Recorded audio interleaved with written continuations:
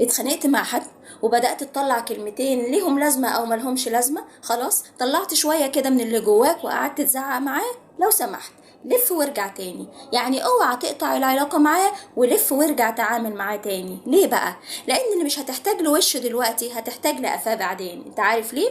عشان حاجتين مهمين. أولا دي سنة الحياة، إنه خلق في كل واحد فينا حاجة يقدمها لغيره وحاجة يطلبها من غيره. وده مش كلامي، ده كلام ربنا سبحانه وتعالى. بسم الله الرحمن الرحيم: أهم يقسمون رحمة ربك نحن قسمنا بينهم معيشتهم في الحياة الدنيا ورفعنا بعضهم فوق بعض درجات ليتخذ بعضهم بعضا سخريا ورحمة ربك خير مما يجمعون. صدق الله العظيم. ربنا خلقنا مسخرين لبعض، خلقنا عشان نخدم بعض، ده سبب.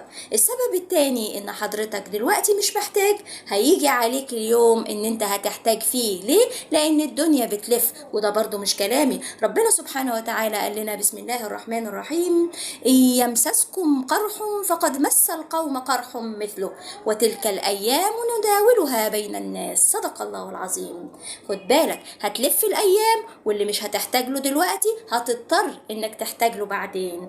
طيب هتقولي طب أنا لما أرجع هرجع وش شبرين وهبقى مش طايقه. أقول لك مش مشكلة. افتكر ربنا سبحانه وتعالى لما في سورة الطلاق بيقول إيه: لا تدري لعل الله يحدث بعد ذلك أمرا. صدق الله العظيم. لعل وعسى لما ترجع دلوقتي وانت بوزك شبرين تتحسن شوية شوية العلاقة وترجع كويسة. وافتكر قبل ما تقطع اي علاقة، افتكر كده ان انت هيجي عليك اليوم اللي هتدور فيه على وسيط عشان يخلص لك خدمة عند هذا الشخص. طب وعلى ايه؟ طب ما انا هدي اللعب كده شوية، ازعل لي يومين تلاتة وارجع تاني واتكلم. اي نعم بوزي شبرين، بس برضه هرجع واتكلم. خد بالك، احنا ربنا مسخرنا لبعضينا مش عشان نقطع العلاقة مع بعضينا. والسلام عليكم ورحمة الله وبركاته.